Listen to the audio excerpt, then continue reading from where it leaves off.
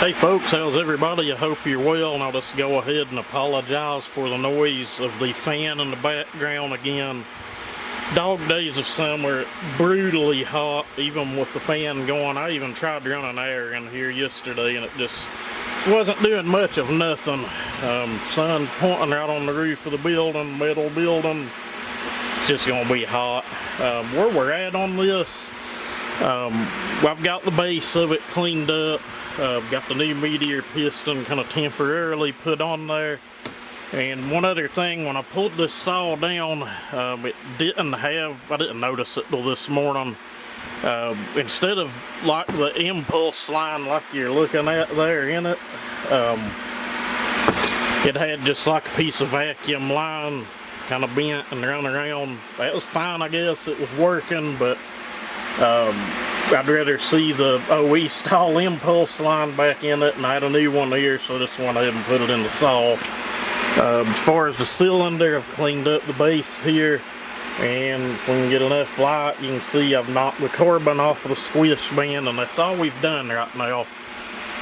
This piston does have a slight dome to it. That's fine. It's not going to make or break the deal. One of the last ones I got here with the meteor piston was actually a flat top, so I don't know, I'm finding that kind of odd why one would be and the other not, but again, not going to make or break the deal. We'll get a good strong running saw out of it. Okay guys, so I have went ahead and done a little bit of machine work on the cylinder, mainly just to kind of get squished where it needed to be. It was honestly a little tight, but I went ahead and went a little further on the band, pulled a little more off the base.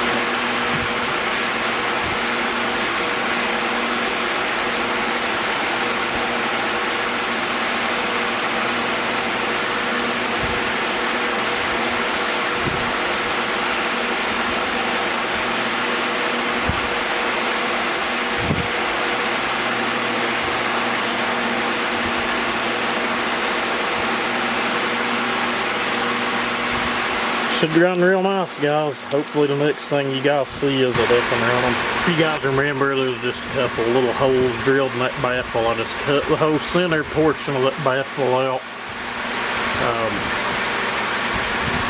Straight shot all the way through. Now you can go in and cut the spot welds if you can find them on these little mufflers. It's really hard to get to them and find them. You usually end up the hole in the back of the muffler, so I just chose to go this route on it. Hopefully the next thing you guys see is this running. All I like is the muffler and the carburetor. I've not done the time in advance yet. We're going to save that for another video, I think.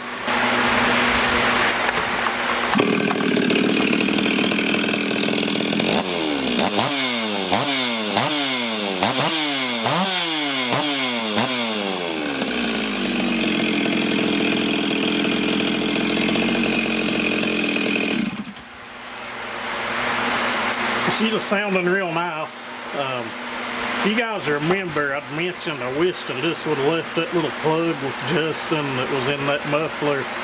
That's an aftermarket cover, I'm assuming he's bought. May be enough muffler mod for this, may not, I don't know. It seems pretty peppy, seems to be scavenging good enough for now.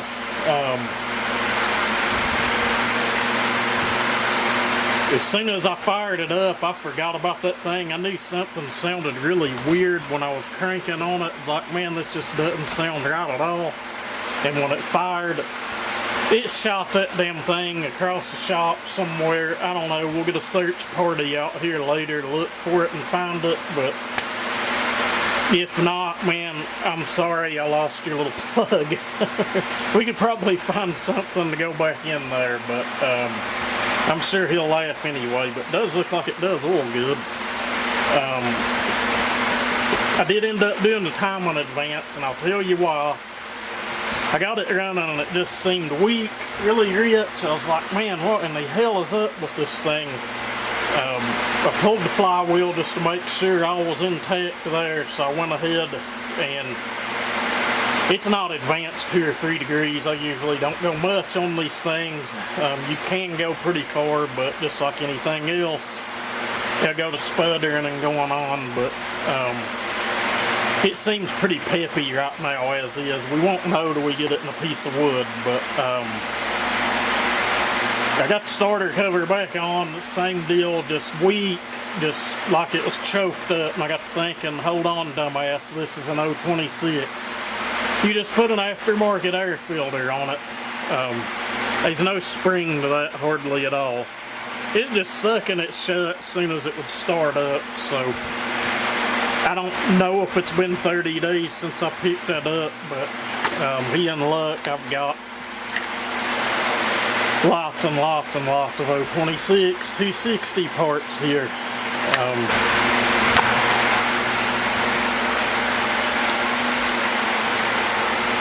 Let's check the restart before we bar it up.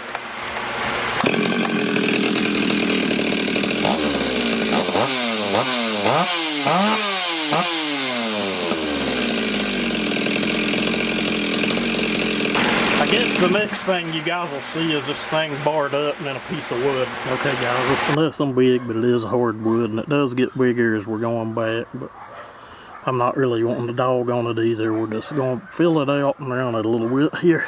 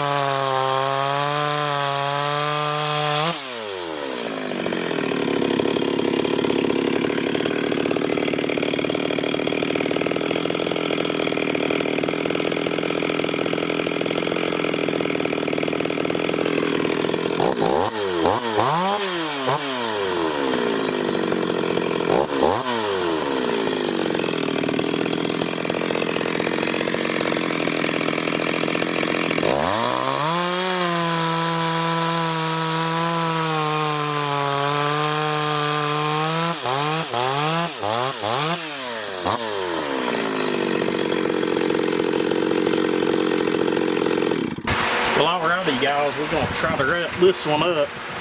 For Shakedown passes, I think she's doing pretty good. But again, you know, that wood is pretty hard. We can try to put it in something a little bigger in a day or two. Bar and chain ain't nothing special. I think I give 20 bucks for it. It's stock, tri-link 325. It is full comp, full chisel though, but it also is a safety chain, which that doesn't really break the deal with me at all. That saw's got a totally different sound to it. I think it's got a 260 muffler cover, but it's got like a piece of 3/4 inch pipe that's tacked into it from the back side. It's got a whole different sound to it than what I'm used to hearing out of an 026 or 260. But as for right now, I think the tune on it's pretty close. It starts easy, it's idling good. Good clean 4-stroke up top, and it's zippy. It'll rev out. Ain't making all that clattering and clunking it was doing before. Justin, I think you'll really like it. I think he had told me he'd like to try to put a 24 on it. The only downfall of that might be the oiler on this. It does have that old oiler that has the Stihl worm gear. I have no idea if it'll supply that kind of bar and chain setup at all. You know, if not, you can probably buy the conversion kit, convert it over to the 260 oiler later on down the road. But for a setup like this, or even up to 20, it seems to be just fine. Or hell, that oiler may feed a 24 just fine. I don't know.